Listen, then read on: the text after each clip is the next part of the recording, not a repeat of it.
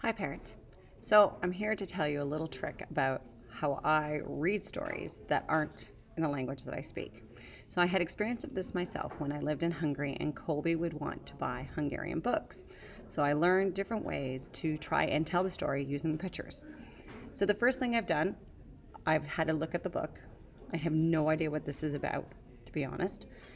I take a look always to see who the characters are in the story, and I take to look to see what the setting and kind of what's happening. So here you can see I have little post-it notes on the side, one to tell me a little bit about the setting and some notes about the characters. You could even, and I've seen other parents do this, if you wish, put even a post-it note over top of the speech bubble and put something there that makes sense to you to go with the pictures. So that way you're still sharing with your child your home language, but it's also in a context that maybe you will understand. So I hope for those of you who speak Japanese are highly entertained for what I do to this story. So here we go. This is a story of a brother and sister and a crazy mare, and this is their harvest festival.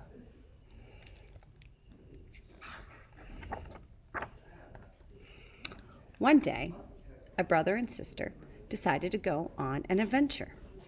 As they were coming close to a village, a crazy mayor soldier came along and said, "I have the best harvest festival ever. You must come to my village to see what it's all about." The brother and sister said, "Okay."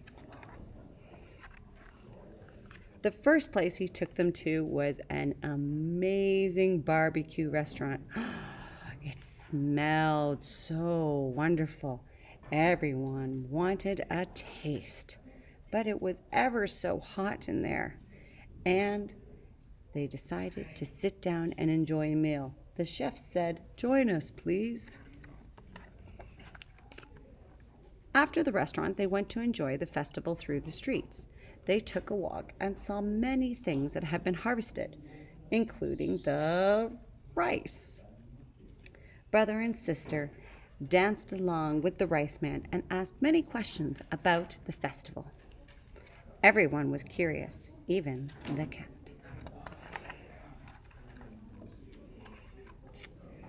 Now, the crazy mayor soldier decided, "Hey, I want to take you to another restaurant." But the brother and sister said, "Oh no, not yet. We are way too full. Even though it smells delicious and the food looks amazing, our bellies are still too full from the last restaurant."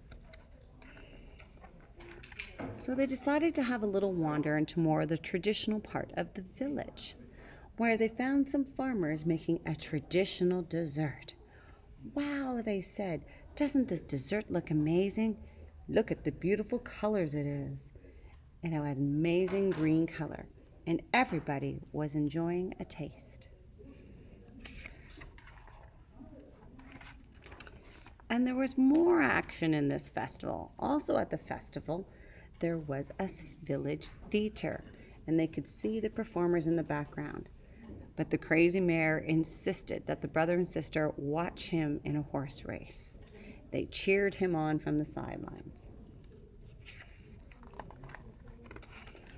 Finally, it was approaching dinner time, and they were hungry enough to enjoy yet another meal.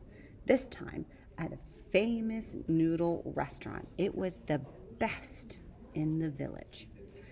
And so they sat down to enjoy some hot, delicious noodles with everybody. Finally, the time came for them to say goodbye, and so they went by and met the oldest people in the village who had been the heads of the festival for many years and gave them thanks for having such a wonderful day. So, there you go. I have no idea what the story was really about, but I'm sure it was nothing to do with that. What matters most is that you're sharing language with your child, you are sharing story, and you're using your home language to talk about images that you see and are building vocabulary. Anyway, thanks for listening. I hope you were entertained.